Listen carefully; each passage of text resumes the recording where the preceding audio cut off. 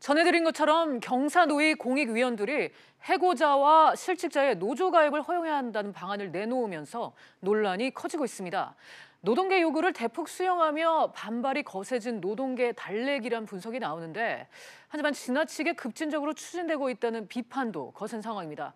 관련해서 최영일 시사평론가와 함께 자세히 짚어보도록 하겠습니다. 평론가님 어서 오세요. 안녕하세요. 우선 이제 좀 정확히 이해가 필요할 것 같아요. 그렇습니다. 정교조의 경우에는 5년 전에 이제 법에 노조 통보를 받았거든요. 그렇습니다. 그러니까 노조로 인정이 안 됐던 겁니다. 그런데 그때 이유가 조합원 가운데 해고자가 포함돼 있었기 때문이다. 이런 거였는데 이 상황에 대해서 설명 좀 자, 부탁드릴게요. 전교조는 이제 교사들이 모인 노조였죠. 네. 그런데 이제 교사들의 경우에는 단체 교섭권을 가지고 있는 노조이지만 쟁의권은 없었어요. 이 교사라는 특성상 어떤 그 파업 같은 걸 할 수는 없다. 이렇게 돼 있었지만 교섭권은 가지고 있었죠. 그게 합법 노조였습니다. 그런데 2013년에 고용노동부에서 당시 정부였죠. 이 5만 명의 조합원 중에 단 9명의 해고자가 조합원으로 들어있다. 이것은 위법하다. 그러면서 이제 권고를 하게 되는데 이 해고자들을 조합원에서 배제하면, 내보내면 합법성을 유지해 주겠지만 이들을 조합원으로 계속 끌어안고 있다면 정교조 전체를 법의 노조로 통보할 수밖에 없다. 이 이제 사안이 벌어졌다가 2013년에 사법부가 법의 노조로 판결하게 됩니다. 결국 정교조는 길로 나앉게 됐죠. 그때 이제 노조 사무실도 뺏겼고, 그다음에 이 예산 지원도 끊어졌고, 이제 다 불법화된 겁니다. 그걸 조금 톤다운을 해서 법외 노조다라고 부르긴 하지만 법외 노조라는 게 다른 말로 이제 불법 노조인 셈이죠. 그래서 지금까지도 정교조가 이제 이 문제, 지위와 권리를 다시 회복시켜 달라라고 하는 요구를 하고 있고요.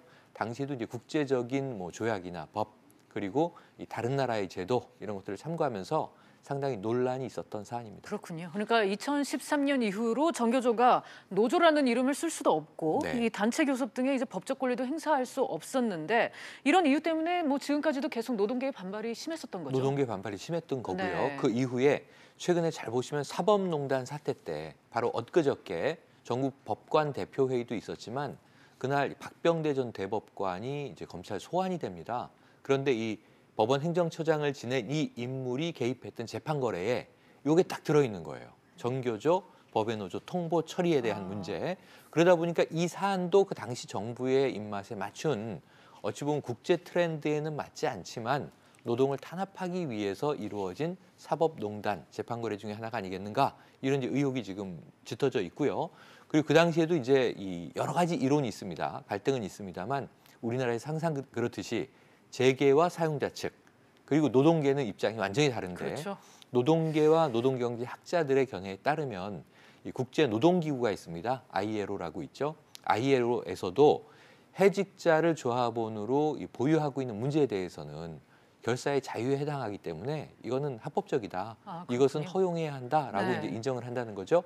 그래서 이제 이런 부분 때문에 우리나라도 해직자가 조합원으로 인정받을 수 있도록 지위를 격상시켜줘야 한다. 이 논란은 계속 있었고요. 이번 정부는 아무래도 친노동 정부가 아니겠습니까? 친노동 정책을 펴는데 오늘 이 민주노총의 총파업과 부딪히는 양상이 되다 보니까 아까 이 기자 리포트에 나온 그대로입니다. 노동계에 뭔가 당근책을 제시하는데 어차피 허용해줘야 할 해직자의 조합원 권리 유지 문제를 이번에 풀어줌으로써 노동계 달래기에 나섰다. 그 대신에 사용자 측의 반발은 또 더 격화될 수밖에 없는 상황입니다.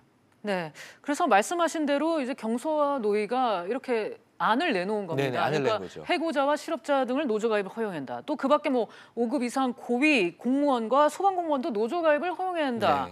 뭐 이런 내용들이 많습니다. 그런데 좀 갑작스럽다는 생각이 들긴 하거든요. 네네. 그러니까 이게 노동계 내에서는 오래된 논의예요. 그리고 당연히 이렇게 가야 한다라는 공감대도 있었어요. 근데 문제는 우리 사회가 노동계만으로 이루어져 있지는 않습니다. 노동자가 뭐 일하는 직장인 다수를 노동자라고 통칭할 수도 있지만 사용자나 경제 활성화나 여러 측면에 이제 고민들이 있는 거죠. 그러니까 오죽하면 정부가 이제 민주노총을 또 이 비판을 하겠습니까? 말이 안 통하는 집단이다. 뭐 홍영표 원내대표 이런 얘기도 했었고요. 임종석 비서실장도 이 민주노총을 이제 비판하게 나섰는데 다 과거에는 운동권 출신 인사들입니다. 그러다 보니까 사실은 이 경제 활성화 측면에서는 재계 사용자 측은 또 다른 사례들도 충분히 있다. 우리나라가 뭐 노동공화국이 될 것이냐. 그랬을 때는 상당히 생산성 문제에 차질을 빚게 될 것이다. 또 귀족 노조 비판도 계속 나오고 있고요. 이런 측면에서 노동계에서는 이게 무르익었기 때문에 당연히 이루어져야 하는 절차지만 반대쪽에서 봤을 때는 급작스럽죠. 그래서 지금 그런 측면에서는 갈등이 야기되고 있는 상황이고요.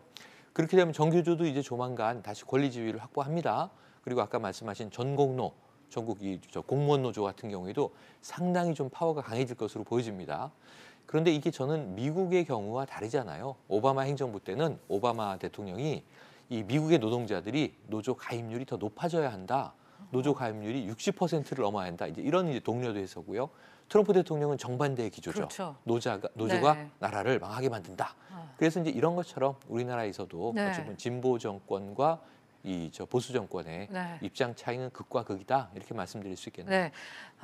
일단 지금 권고안대로 국회를 통과할 수 있을지도 지금 쉽지 모르겠네요. 않습니다. 경영계의 반발이 상당할 것 네, 같은데요. 경영계 반발도 상당할 거고요. 네. 보수 두 야당과 더불어서 네. 민주평화당의 입장은 유보적이고 또 이제 여당인 민주당도 여기에 적극적으로 찬동할 것인가 하는 부분은 퀘션 마크입니다. 그래서 이 표결에 붙여지기 전에 여당에서 발의를 할 테니까 여당에서 여기에 대한 이제 사전 검토를 하겠지만 지금 현재 299석의 표결로 들어간다면 통과 가능성은 절반 이하다. 낮은 편이다라고 저는 관측을 그렇군요. 하겠습니다. 네, 알겠습니다. 일단은 이 논의가 또 어떻게 국회에서 펼쳐질지도 좀 네. 지켜봐야 될 것 같습니다. 오늘 최영일 평론가와 함께 얘기 나눴습니다. 오늘 말씀 감사합니다. 고맙습니다.